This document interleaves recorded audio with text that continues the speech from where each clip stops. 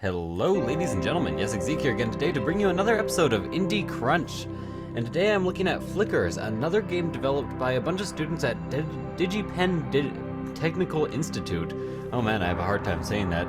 And I have the volume turned up a tiny bit too much here. So this is actually a rather cool game. And I'm just going to show you some of the game from the beginning. I'm not actually sure how long the game is, but I played enough to get a general feel for how the game works. And I kind of want to describe it as if somebody took the barrel mechanic from Donkey Kong and then fleshed it out into a full game. And of course this is a free game, being Digipen Institute, Technical Institute. It is just designed by a team of about 6 or 7 students, so rather cool thing. And here's the basic mechanic. You can use the Xbox 360 controller, or like I'm doing, use the arrow keys to choose which direction you're going to aim, and then you can fire. So I can just kind of do this, and if you just launch up in the air, you have slight control over your ball. You see the jet behind me. So this is all just using WASD. Of course, at the beginning of the game, they tell you best experienced with the Xbox 360 controller, but I find that it functions perfectly well with the keyboard as well, so no big deal here. And here's the first mechanic they introduced. This is kind of red holes, I will call them. And red holes, if you fire into them, will actually suck you in and kill you. Just like that. So for the first few levels, they are rather easy to avoid, and the great thing about this game is that they keep introducing mechanics, and so far in my play they have not stopped introducing mechanics yet. So it's a good mix of mechanics, and you'll see in what ways they're very unique. Like, it's not your average mechanics. Of course, those are the equivalent to the barrels that just fire you in whatever direction they feel like, so those aren't very unique.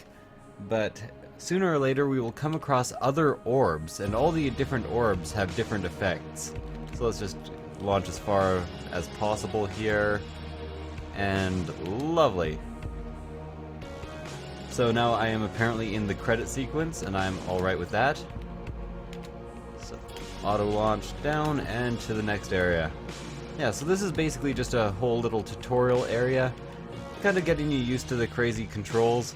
I kind of skipped a bunch there by just launching as directly forward as I could. There we go. And into the next area. I also like how it's kind of divided up into puzzles, and the checkpoints are pretty damn generous. Like, I wouldn't say I've had too hard of a time with any single puzzle so far. I actually forgot I had to launch up and go left there instead of right. So, fairly generous checkpoints. And here's where we are introduced to our first ball, and you see the red ball. At first you want to avoid it, but they don't really give you a choice, so you have to shoot through it. And then you learn that if you pass through the red ball through a red hole, it will actually prevent you from dying. And then they add new mechanics, which are the red ball. Now, what am I going to say now? I forget. The red ball actually times out places that it's at, so I have a time limit with which to shoot through it. And not only that, but if the red ball fires through one of our stars, like this, it dies and we can no longer progress. So kind of a cool thing there. There we go. So we have to work cooperatively, but we have a time limit to do it in.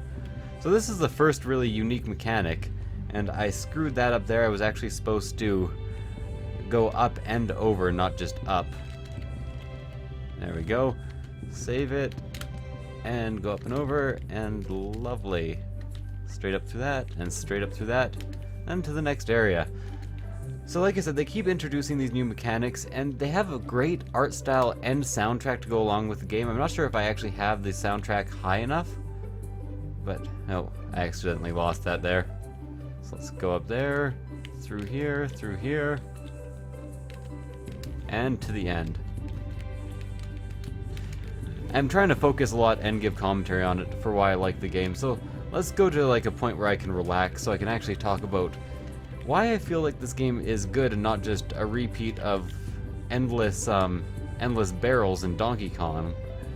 And it's because they do so much with it. Like, it isn't just the barrels. Oh, I just died.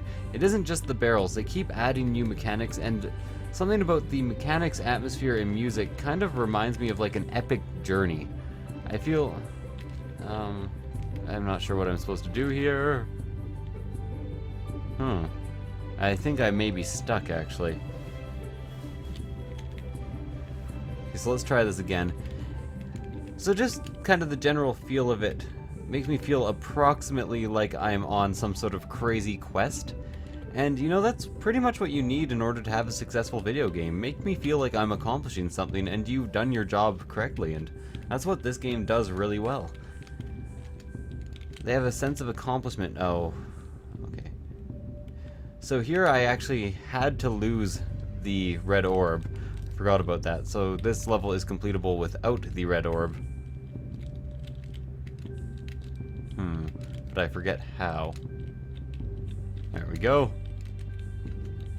I'm not sure if you can actually complete this level with the red orb still intact, but you seem to be able to complete it without it intact, so that doesn't matter too much. Although I would like to actually play through that again and see if I can actually get it right. Not to mention, this game wants to make me play and wants to make me experiment. Pretty much just everything about it is done right. Not to mention, it's a free game, and for what I've played of it, it's a very high production value free game. Like I said, this comes from a Digital Institute, and I guess it's a bit like eating at a cooking school, which I'm not sure if you've never done before. You should probably go do it, because you get really, really good food for a really reasonable price. In this case, free. You get a really good game for absolutely nothing. Now, this is a cool mechanic.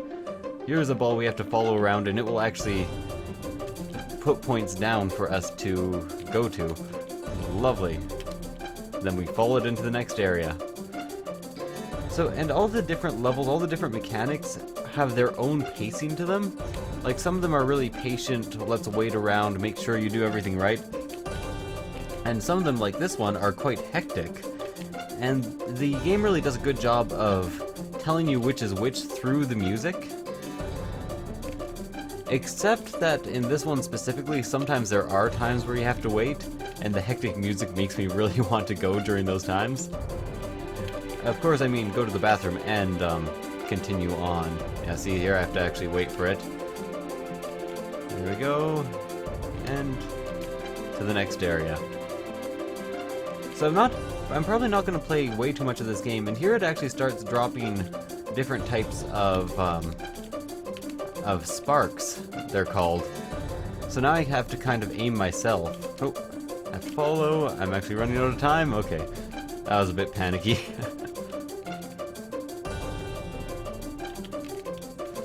Yeah, so rather cool. Almost screwed that up. A lot of these puzzles, the first time took me quite a bit longer than they're taking me this time.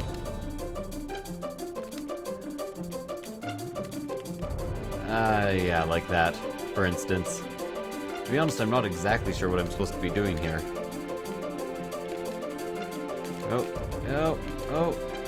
What went on there?